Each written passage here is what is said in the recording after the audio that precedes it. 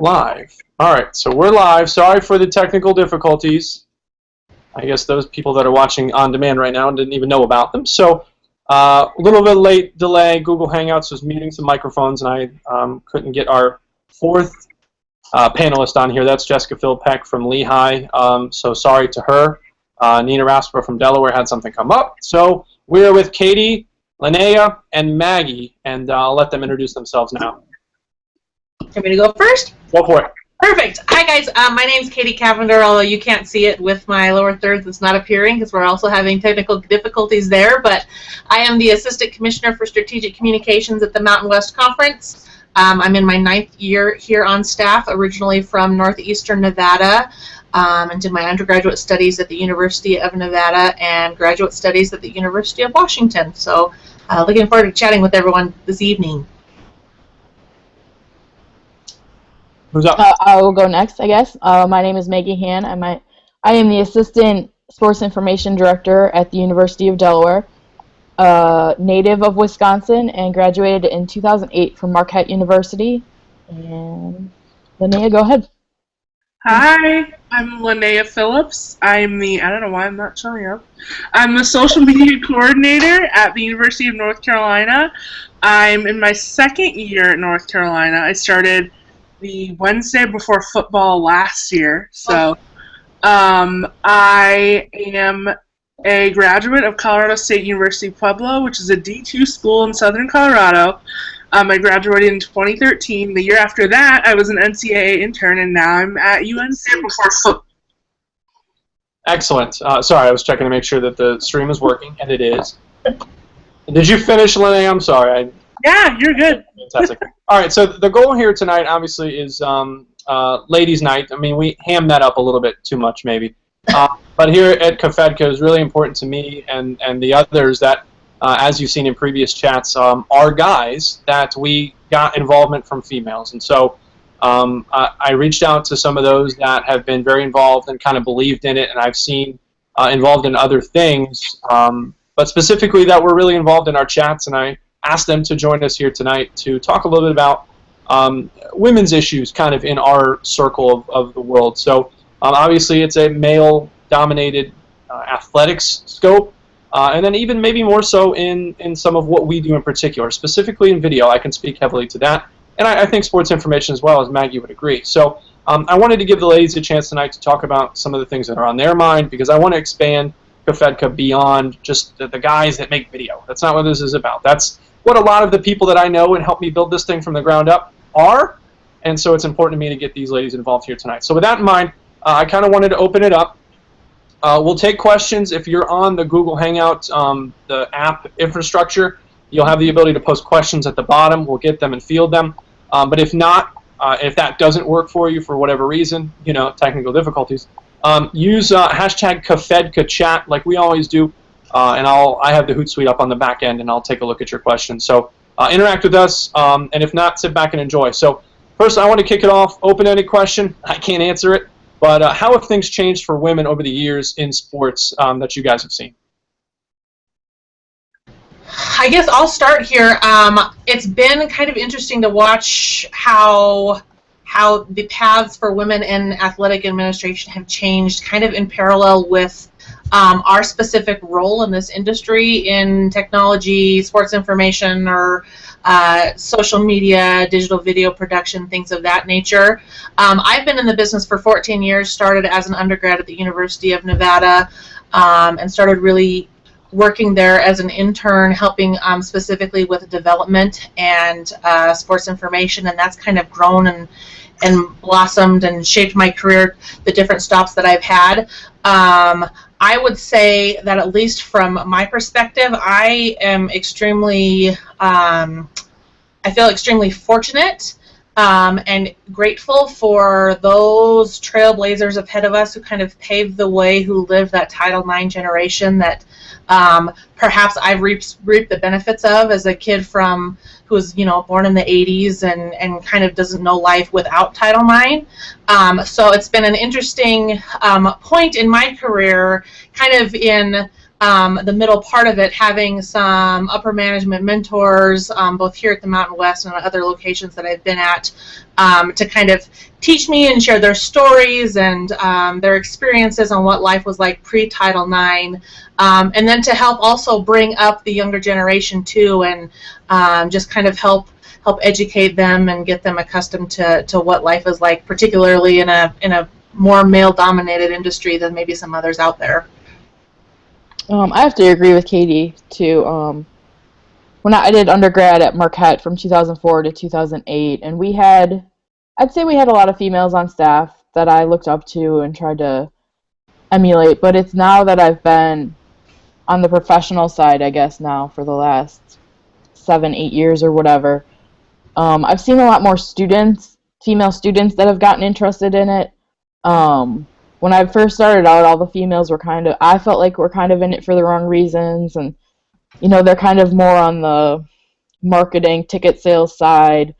I didn't really see it a whole lot in media relations or sports information, and really it's now, we've even gotten some kids now that have, learned about the writing aspect of it, and even the stats kind of is starting to grow on them a little bit, where they're learning what actually goes on versus, well, I'm female, I can't do this.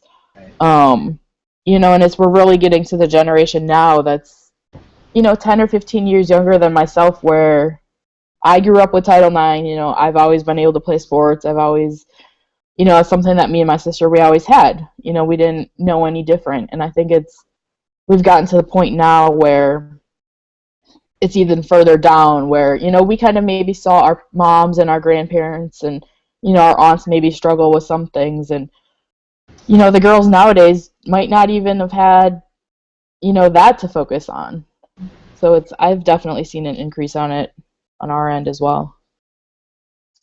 I think kind of to echo Katie and Maggie's point, I come from that same place where I'm kind of a product of the generation after all of Title IX, and especially being at the NCAA, they partner really well with NACWA, and I think that's one organization where if you're a woman in college athletics and you're not in it, you should be. They do a lot for women and advocating for women, and being able to attend. While I was at the NCAA, I attended their convention, and it's just great because you're in a room. I was one of the youngest people in the room, but being in a room with people who started Title IX and really have worked in athletics for the majority of their lives, but have been working in athletics since the 70s, you can learn so much from people that come from that generation and come from that mindset. And I think we kind of sometimes forget, being in the younger generation, how things used to be and how girls weren't allowed to play sports. And I think you can learn a lot from the people that were there when it happened. So I think we've made great strides, and don't stop now. I feel like I'm definitely guilty of what you just said, of not, kind of realizing what went on in the past, because we've always been very fortunate to go on with it. And I took some grad classes a few years ago, and I remember we did a big Title IX thing, and I had to talk to my mom about it, and she's 65.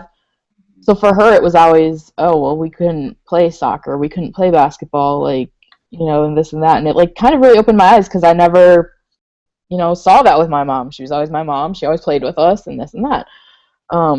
So I feel like I personally always have to kind of step back, too, and, really realize that we're very fortunate to be where we are, and just to keep, hitting the ground running with it, and just continue trailblazing things for the future generations.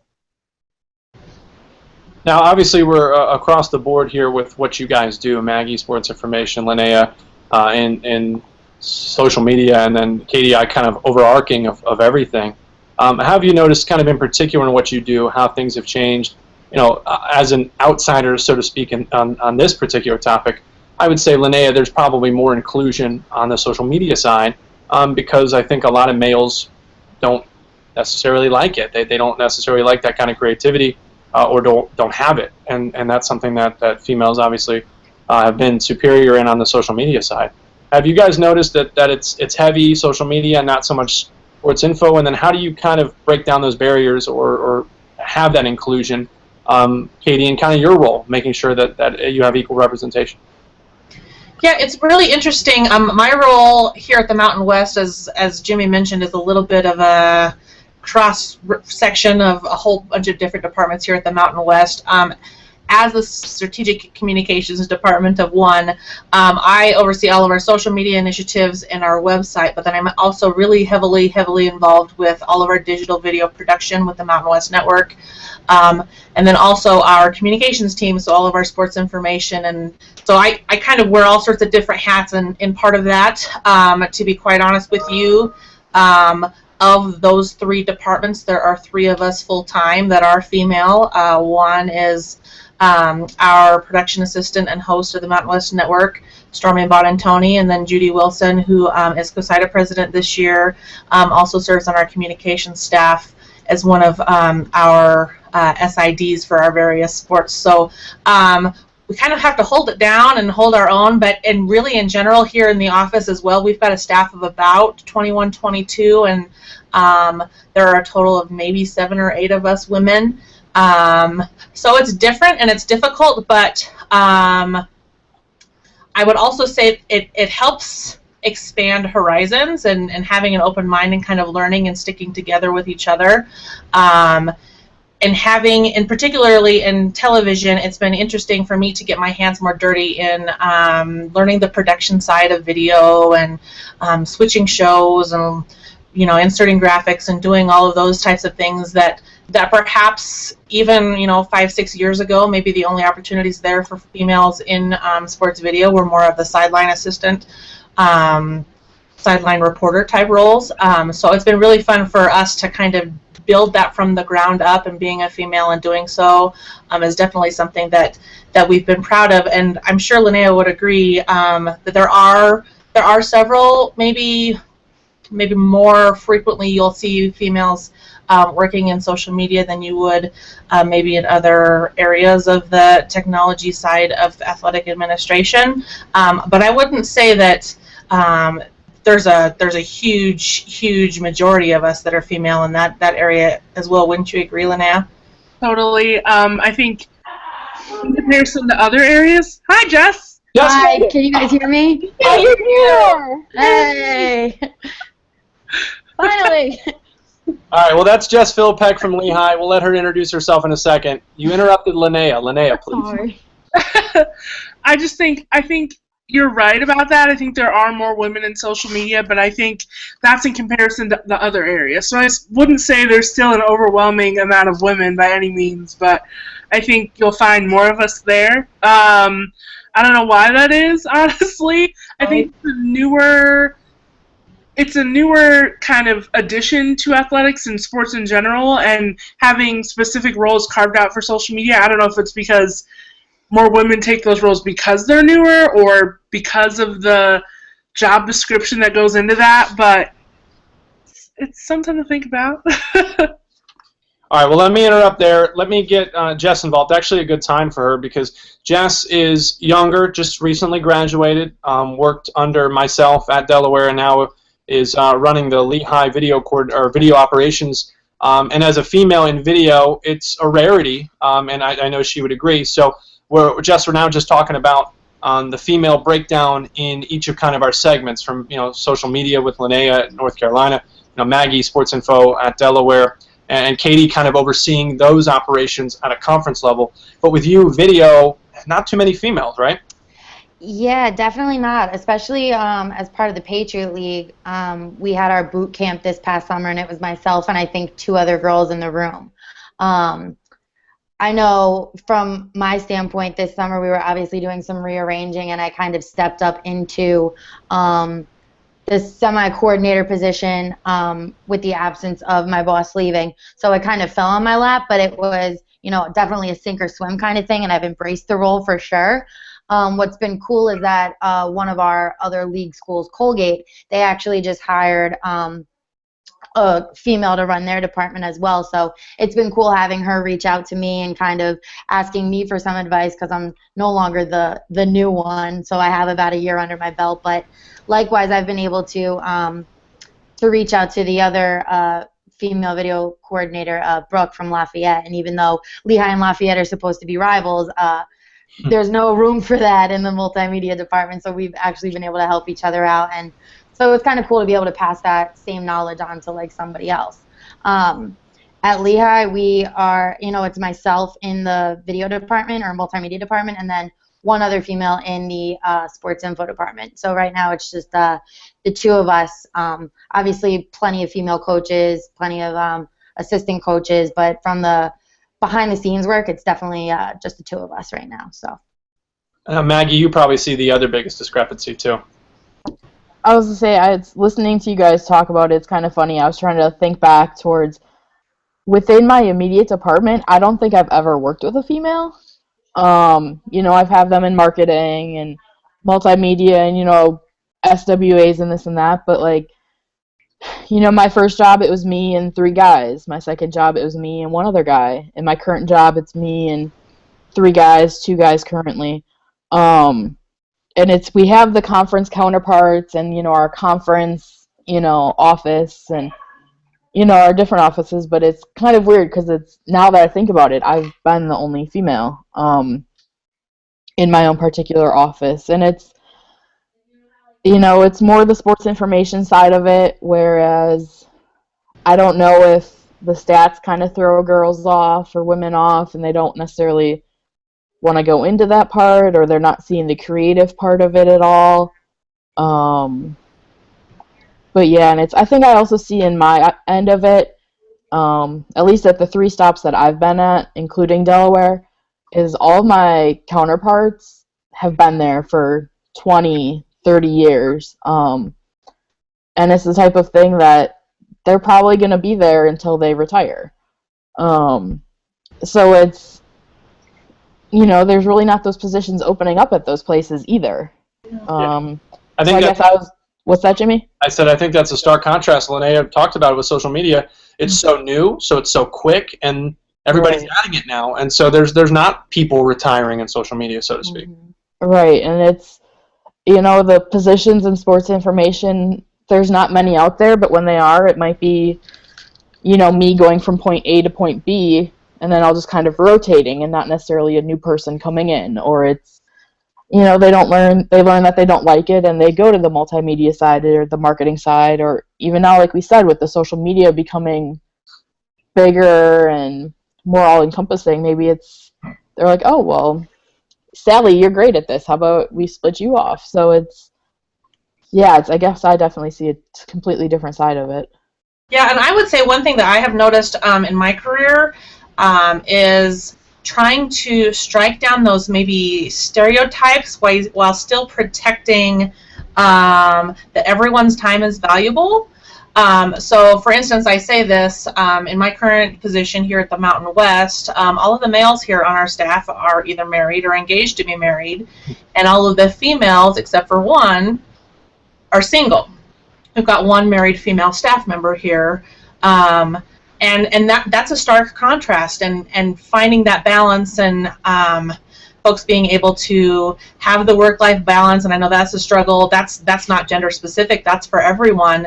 But for folks to be able to have that, to find someone who's interested in being committed to a partner that works in this field, that's got the long hours and the demands and the time, and it seems more and more those demands are becoming greater just with the 24/7 operations that we're all running. It's kind of an interesting dichotomy, like I say, to balance breaking down those stereotypes, but then actually also acknowledging that could be a real issue as well. Yeah, I completely agree. Some of my female mentors that I guess I look up to more so in the past few years, a lot of them have either left the business, sports information or athletics in general. A few of them that I knew worked in sports information were getting married, were having kids, so now they're moved to a different side of the athletics where it's more of the 9 to 5, or it's more of just a lacrosse season or just a basketball season versus the 9-10 month seasons of all our sports. So it's definitely, it's interesting how you say that, because it's in our office it's probably similar. It's a lot of single people, or they've been married for a long time. Everybody good on that one, or no? No, I was just going to say that, at Lehigh, we did do some restructuring, and as of right now, like, there's only one person within the sports info multimedia office who is married with a family. Everybody else, is single, and either, myself and, our new hire, we both graduated in 2014. The girl who was there a year before me graduated in 2013, so we're all fairly young, in a mid to upper 20s, so we're all kind of just dealing with the whole, keeping the social life balance. But when you're working 7 days a week, sometimes until 11 o'clock at night, how do you find that strength to go out or have a social life? But because you got to be back up at work at 10 o'clock the next day, so Should be your last Halloween, Filipek. Yep, that's true. I didn't even go out last night. I got pictures that say otherwise, Jess. Not last night. That brings me to my next topic. We were kind of talking about, our departments and how they're structured and so on and so forth. How are yours structured? And Linnea brought this up because obviously we're all across the board here. We got Patriot League, we got the CAA, we have the Mountain West Conference as a whole, and then obviously a powerhouse, an FBS powerhouse that all of us at the smaller schools think has a blank check that you're operating with. How are things being done at your schools that are good or bad, benefit females, don't benefit females, so on and so forth? I can start with this one. For right now, our structure is, well, with the departure of Heath taking the job at Stanford, we did do some rearranging, and who was the head of sports info kind of took over all sports communication. So he now oversees sports info as well as multimedia, and we all report up to him. Just having been on the other side, since we did we were conducting interviews to fill the void of the multimedia assistant, just looking at a lot of the resumes and applications that came across, it was mostly males. And so I don't know if it's because maybe this isn't necessarily a major that, girls are, one, interested in, or two, just because it is sports, it's sometimes a little bit of a stiff arm, like, oh, like, that's a mostly male thing. But I mean, I'd never feel as though I'm ever being slighted by being a girl within our department, just because it is so open, and because we are so close-knit and there's only 6 of us, we only have each other to kind of depend on and rely on, so it's just, we all got to help each other out however we can, so that's just the way we're structured. Do you want me to go next? I know I gave a little bit of an overview of how our departments are structured here, but like I mentioned before, we've got three external relations departments, so to speak, that heads up all of our publicity and promotions for the Mountain West. We have a communications office, or staff that is a staff of 4 full-time folks and someone that splits their time doing communications and compliance. We've got a Mountain West Network staff of 3 full-time folks, someone who handles and oversees coordinating all the logistics of our live component, and then 2 producers / editors / talent that are on air. They're shooting their own stuff, they're creating their melts, they're doing all of that stuff for us. And then the strategic communications department, which you're looking at here now. So there's 3 different departments for us, and actually a shameless plug. We actually just lost we had a strategic communications intern here who actually accepted another position, so there could be a possibility of an opening. So the folks who are watching this or watch this back archive, if you have interest in this area and it's something that you want to explore, please feel free to reach out to me. I would love to have those conversations with you guys to get some more hands on deck. It's really been a great opportunity for me, being a one-man department or one-woman department, to get my hands dirty in all sorts of different areas, being a utility player. So I assist the Mountain West Network, like I said, on a very regular basis with conceptualizing things, with setting up interviews with them, for helping distribute all of their content to get the most eyeballs that we can on that content, and then working with our communications office too and finding what the storylines are, what areas that we need to really capitalize on to build the brand of the Mountain West and promote it. So definitely interesting being a solo soldier here, but it's a great opportunity for me as well to get my hands dirty in various different areas. Breaking job news here on the CAFEDCA Google channel. Yes. Send me an email, please, I beg you. All right, well, we'll post that on the job board when that becomes official. Awesome. All right, who's up next? How about the one with the endless budget, Linnea? So that's definitely not me. Not endless. Okay, so our makeup is a little different. Actually, I'm the only person with the social media title. I'm housed in marketing, which is interesting. So I work in marketing. I'm the only person in our marketing staff who really focuses on social media. I've more recently this year been working more with our communication staff and more with our new media / Go Heels TV staff. They do a lot of our production. They also cut and edit video, and they're our video gurus.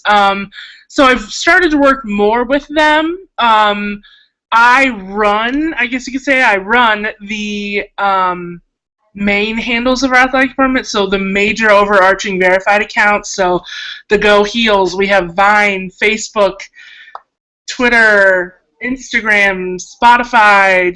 I do a little bit of everything, and so I've started to work more with our communication staff to kind of try and share their messages. I don't do anything with the website. I'm strictly social media platforms and channels. I've started to do more with helping kind of develop strategy across the board so we have a more unified voice. But this is a brand new position. When I came in last fall, this is the first time they ever had anybody with the social media title. So it's been interesting trying to work my way in there and kind of develop a strategy and a plan that we can all kind of adhere to, but it's never a dull moment. I cover a lot of different things. Last year we had 3 high-profile people associated with our department pass away. We had a rebranding last spring, so it's been all over the place. But being housed in marketing is very different, but it gives me a chance to cover a little bit of everything. And Maggie, our department? I would kind of say we're similar to Katie, even though we're not conference. Our external department, we have marketing, which is 2 ladies, sports information, which there's 3 of us, multimedia, which there's 2. And while we're all kind of in those individual silos in different rooms, we all really work together. We all interact daily, multiple times with, hey, I'm going to post this to this account at this certain time.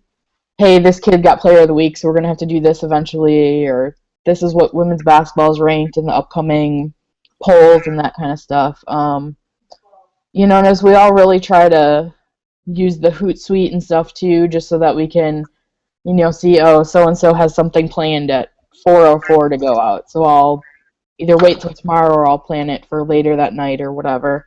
But we all work on our individual things, but we definitely all work as a group as well, because it's with our staff numbers, we definitely have to dip into different areas at different times to get things done. Yeah, that's the biggest structure for us. We're myself, video production, social media, video coordination, helping teams with broken equipment, tripods. They always get broken. And then graphic design, too, to kind of help with marketing, help with sports info, spice things up. We don't have enough time to do really, really nice things. And, being a jack of all trades, myself and Maggie, are the graphic designers, and there's not enough time because that's not primarily what we do. And we get jealous of the North Carolinas who have unbelievably talented graphic designers who that's all they do. And obviously that's the way it makes your stuff pop. Shout out to Tony. Hopefully he's watching. Tony's really, really great. Can we get a Tony?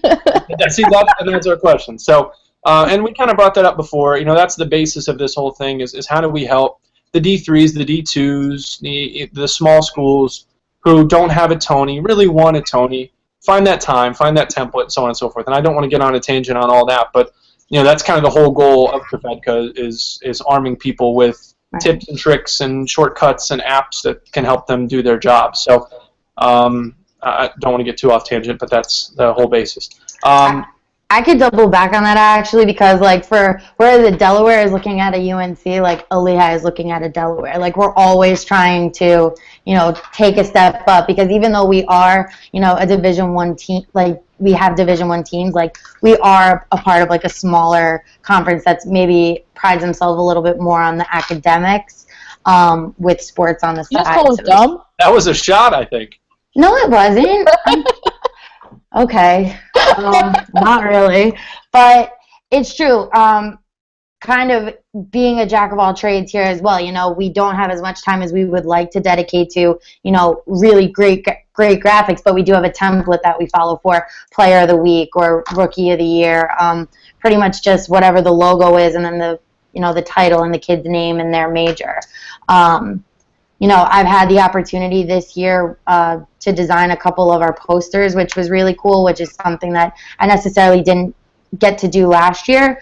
But we, working with marketing, we save a lot of money by creating these things in-house and being able to use our resources that we have instead of, paying for an outside person to do it. But in addition, running all of the Lehigh sports main social media handles in terms of Instagram, Twitter, and Facebook as well. And then our SIDs run the individual sports teams, so like basketball and softball, stuff like that. So it's been crazy, but it's definitely been a learning experience, and so that's all I could really ask for. I definitely would say I have to relate to Jess at some point. Before I came to Delaware, I was at two smaller D1 schools who were very small, and I was the person in charge of marketing and promos, and luckily that was kind of before video really took off, and even if it wasn't, there was no way we would have been able to do it. And in one of my spots, I was an intern and doing all this, and now that I look back on it, it's absolutely crazy. But then at my second spot, it was the same thing. It was me and one other person, and I was doing marketing and promos and sports information, and so it's, in a way, I feel like I am lucky that now I can kind of focus a little bit more on one thing, even though I still have to focus on a million things. You can't knock the hustle of the small school employees, right? Definitely not. Yeah. Well, and I think some of the confusion, too, comes from, like, a lot of our staff members come to me, and they're like, so how do I get this graphic, or how do I get students at my game, and how do I do? And I think a lot of the things is people don't necessarily know, like, what multimedia does, or like they come to me like, oh, our game film camera's broken, can you fix it? And I'm just like, I can give you a camera in the meantime, but I can't necessarily, I think there's a little bit of a gray area in terms of what it is that multimedia does specifically, and like sports info. You don't have a magic wand that you can just wave and create stuff all the time. I mean, people are asking me that. My power ran out. It turned out. That happens to me too. One more thing about a projector, I will lose my mind.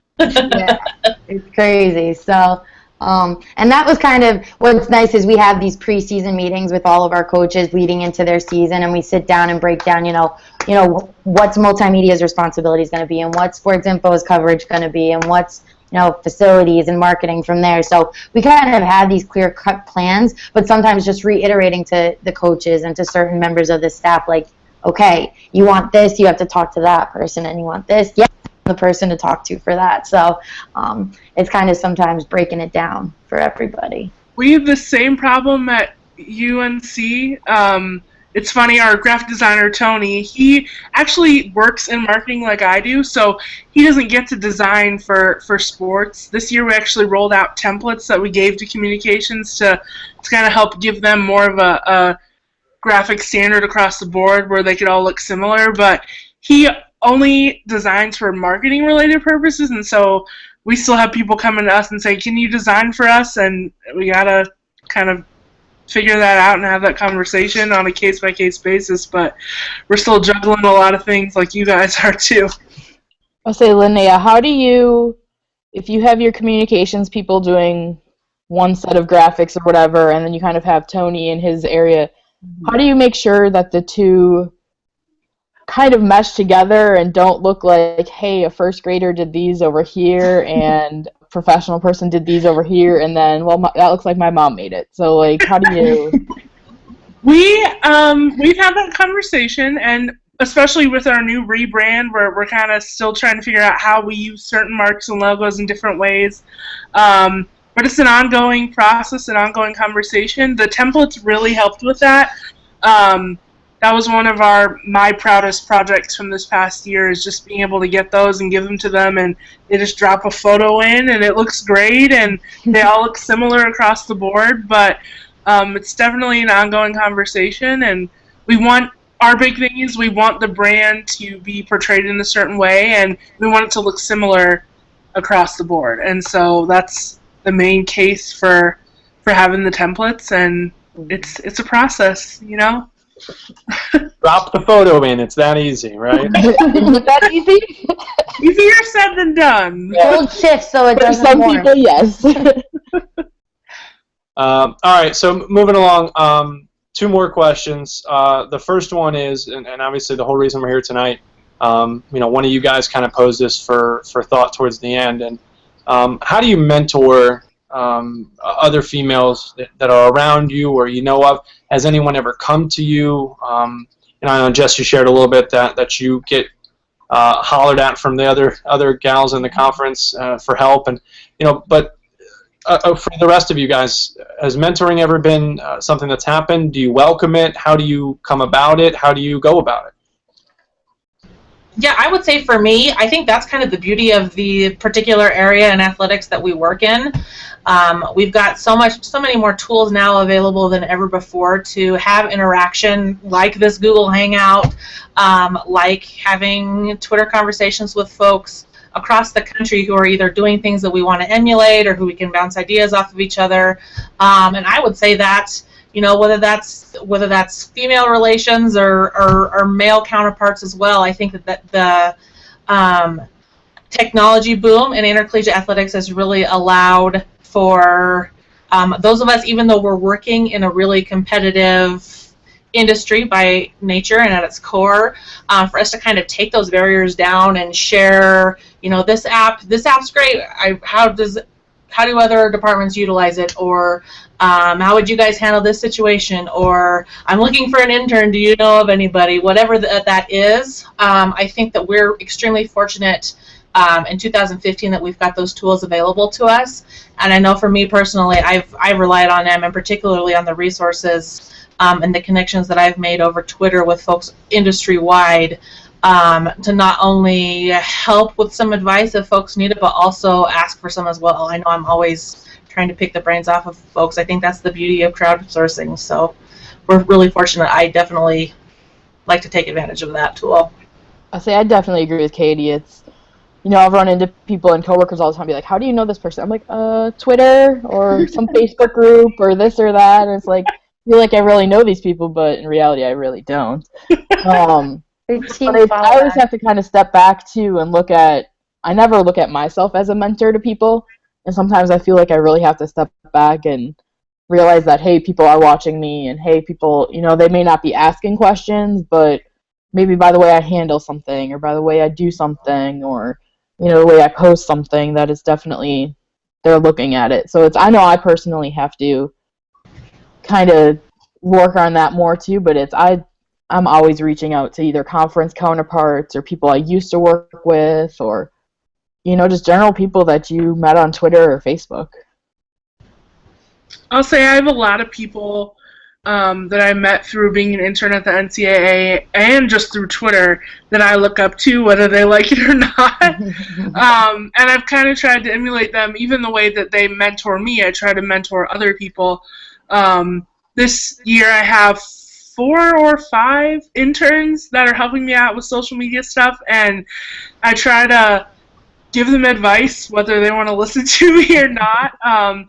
I try to get them involved with SM Sports and SM Sports Chat on Twitter, and not just listening to me or the advice I have to give, but connecting them with a network that I've developed online and through Twitter. And I'm always trying to push them to do professional development. We talk about resumes. We talk about how to dress professionally, how to get other internships, and just trying to share the things that I've learned in my short time being in athletics, just trying to help them reach their goals and be where they want to be.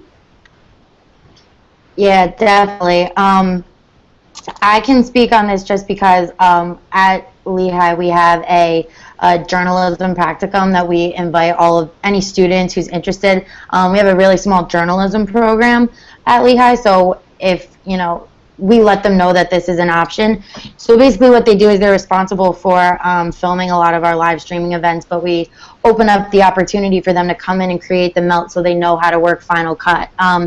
If they're interested and they have any ideas, throw them out there, and if it's something that we decide to grab and run with, have them be a part of the storyboarding process, the filming, setting up the shots, coming in and editing, setting it to music. And it was actually really cool because we had a student who she started the class the same semester that I started working at Lehigh, and she's consecutively come back every single year, and she actually interned for a TV station over the summer.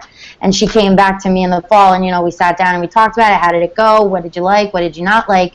And it was kind of a aha moment, and it kind of made, as cheesy as it may sound, the long hours and sometimes the headaches worth it, because she was like, I didn't know that what you do is something that's an option for me. I didn't know that this sort of thing existed. And so being here and talking to you and bouncing ideas off of you and having you to come to, it's cool, and I think this is the kind of career that I want to pursue. So now that's almost like a little small fuzzy in my heart, because now I almost want to stay and send her applications and, hey, look into this, and hey, try this, or she's definitely the first one I call whenever I need an extra set of hands and if she's available. It's a little limited because she is a student athlete herself, so working around her busy schedule, but she's always the first one to volunteer for, hey, can I direct instead of work a camera, because she prefers to do the basic move the camera to the left, move the camera to the right, because she does have an eye for that, and framing up a shot and taking a graphic. And so it's pretty cool. And I am learning to be a little bit more hands off, because she's like, I got it. And I'm like, okay. But I mean, only because at the end of the day it does come down on me department wise. But it's been pretty cool to see her development and watch her grow, and she's only a junior, so if I'm fortunate enough to have her come back, I mean, she's already told me she's going to come back if she can't take the class for credit, so that's a nice bonus. But definitely realizing, kind of like what you said, that people are watching you even if you don't know that they are, and they're picking up on things that you're doing even if you're not aware of it. So it's pretty cool to know that just by being here at Lehigh, I was able to inspire someone to take the same career path, so that was pretty cool. So just to go off of what Jess said kind of a little bit, I always try to, in our preseason meetings with teams, kind of try to explain what we do beyond the, hey, you're going to see me at your games and this and this and this. And, I always try to put in the, hey, this could be a career option for you. If you have any interest in X, Y, and Z, or, whatever, talk to me and I can get you in with Jimmy's group or our marketing group or our ticketing group or this or that, or and we've had a few student athletes that have interned for all of us, during the week. They're maybe with Jimmy on Monday, they're with me on Tuesday, and ticketing on Wednesday, and just depending on their schedules. But it's been great to work with the student athletes too, and then they also get a greater respect, I feel like, for what you do. And I know one of my current interns right now is just like, oh my God, how do you do this? And I know you're busy, but can you do this? Or I know you did this, but can you? So I think that's always a great thing too, is to reach out to the student athletes themselves. Mm-hmm. No greater feeling than getting that unpaid student intern a job, right? Yeah. Well, and I think the other thing that's cool too is only being 2 years out of school. That sometimes the student athletes look at, or our students in the journalism class go, okay, you're kind of closer to my age. I feel like I can talk to you about, the stresses of school or the stresses of practice or what I'm going to do with my life. And because I am only 2 years removed, as opposed to if someone were a little bit older and they'd be like, oh, you don't know what I'm going through. You don't know what this is. And I sit down and I talk to them. I was like, I was you 2 years ago. I know what it's like to kind of be looking at the end of graduation and thinking, what's my next step?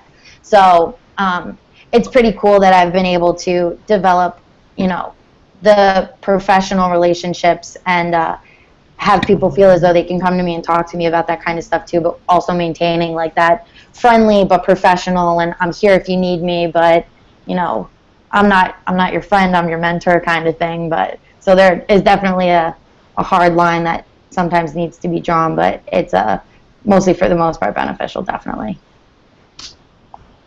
All right, and then finally, shameless plug posed as a question, if you will. What is it that you guys are excited for and look for out of CAFEDCA in the future, just so we kind of help spread the word about it, and what's kind of your thought and your excitement behind it?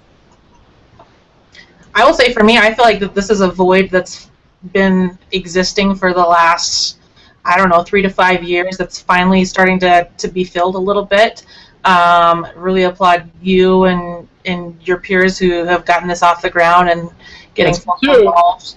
Well, us too as well. We're really really fortunate to have forward thinkers and who are able to commit the time. I know that there have been other organizations such as this that have made the attempt and just given the the limits that we all have on time and resources and balance in our lives, that those things may not have been as successful, and it's really exciting to see this kind of get off the ground and not only fill that void, but also kind of bridge the gaps. So it's not just marketing specific like NACMA or COSIDA with sports information, but kind of bridging all of those various areas, because at the end of the day, we're all storytellers and we're all trying to engage our fans to be interested in our athletics brands. So I think that this is definitely something that can continue to excel moving forward, and I'm excited to continue building relationships with you guys and those who are watching and following along on the social channels to continue to propel this forward. Katie, Yeah, just love my word. All of your words? There's no way I did all of your words.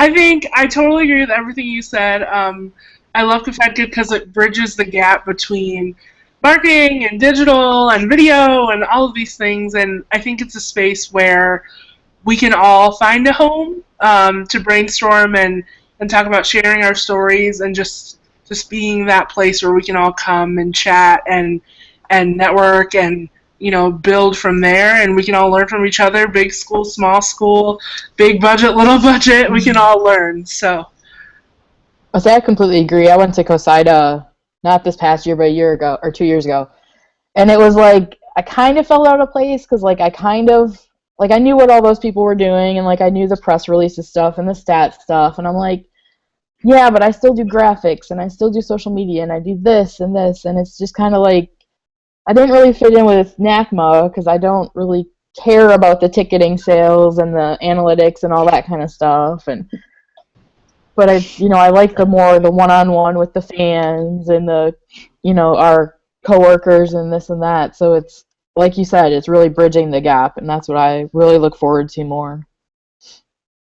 And I guess for me, it's kind of cool that being only in my second not out of college professional year, it's like being a part of something that's groundbreaking and making strides and moving forward. So I think it can only be beneficial and resourceful to me as well as to everybody else, but kind of being a part of this up and coming thing it's pretty cool. And then finally, message to a young female, a junior, if you will, in college, or a senior in college. That's a female looking to get into sports. What's your message to them? Maybe if they have a hesitation or two. I would just say don't be scared. If it's something that you genuinely enjoy, go for it. I mean, I grew up with a brother who told me that, girls can't play sports. Girls shouldn't be around sports. But you know what? We're all doing it. So sometimes it takes, the eye of a female or whatever to kind of get that other view.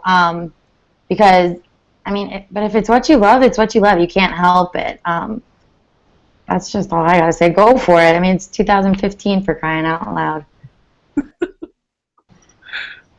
I would say for me, there's no opportunity out there that would be a waste of your time. This area in particular is so multifaceted, and in bridging that gap that we just talked about having, various skill sets, whether it's, crafting social messages or creating video content, writing press releases, whatever that is. All of those various skills can only make you better in this space. I feel like I'm a little bit older now, that I graduated undergrad in 2005 and I went to journalism school. And the one area that I didn't study while I was in journalism school was broadcast journalism. And even to this day, I still kick myself for not giving myself those tools, because those are things that I'm doing on a day-to-day basis here. So I would say just definitely capitalizing on the opportunities in front of you, and then also just make sure to just have determination and grit, and not give up or get defeated by things. This is an industry for folks that need a little bit of a thick skin. You've got to hustle, and you've got to kind of put your nose to the grindstone sometimes, particularly with the long hours that we work, and with little resources at several of the departments out there. But there's big reward there too, if you're just willing to commit yourselves to it. So those would be my 2 little pieces of advice. Sorry, I was frozen, so I don't know if everybody went or not. Yeah, you're up. Go for it. Capitalize. Oh, she just knocked out. All right. Linnea, buy some time. You're up. All right. I would say, just say yes to things. Be a sponge. Do what you can do. I've been the only girl a lot of places. I started in undergrad and did sports info all of undergrad, and I was the only girl. And you figure out what you don't want to do by doing things that you don't want to do, and you figure out what you want to do by doing both of those things too. So just say yes to things. Take a chance. If you like sports, don't let anybody tell you shouldn't. Do you, and find out what you love, and do that. Maggie, bring us home. I guess do your passion. If you love it, be in it for the right reasons. If you're not in it for the right reasons, you'll probably learn that pretty quickly. And it's just, it's the connections that you make. It's from the people that you've worked with in the past. It's great to travel to, some random state and run into someone that you worked with 3 years ago and just connect like those 3 years never happened and you haven't been apart from each other. And just try to find yourself a mentor or a bunch of people. There's a lot of people I followed on Twitter ever since coming out of school, and I was like, okay, this is how they do it, this is how they do it. It's just, keep your nose to the grindstone, like you all said, and it'll be worth it.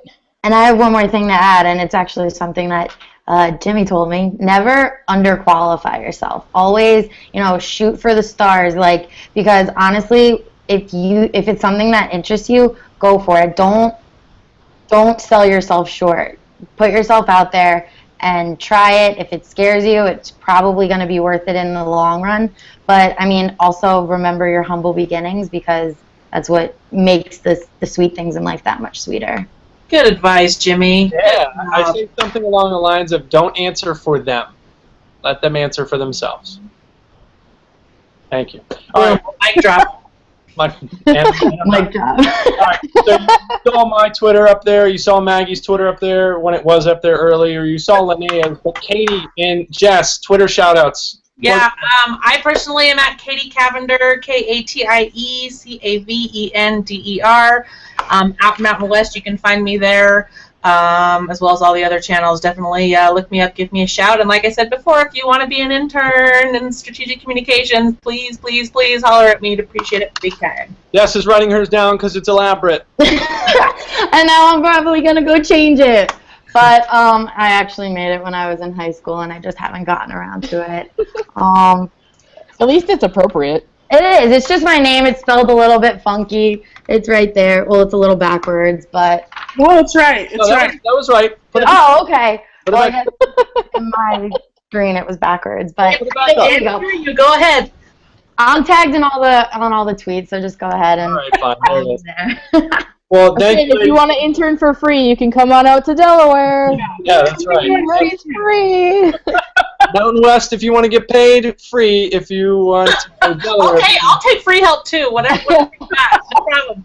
Free Delaware. All right, ladies, thank you so much. We'll go back to a Twitter chat next week where we'll talk about 5 topics. So we'll come up with them over the next week. Hopefully have some big announcements coming about a website for CAFEDCA. We keep on growing, so hopefully that announcement will be made here in the upcoming weeks. But we're really excited about the growth here. Thank you for joining us, and that's going to do it. We'll post this real quick so you can watch it back and look for pieces of it on the Twitter. But thank you to Jess, Katie, Linnea, and Maggie for joining us tonight. And I'm Jimmy. Thank you guys for watching. Thanks, ladies. Good night.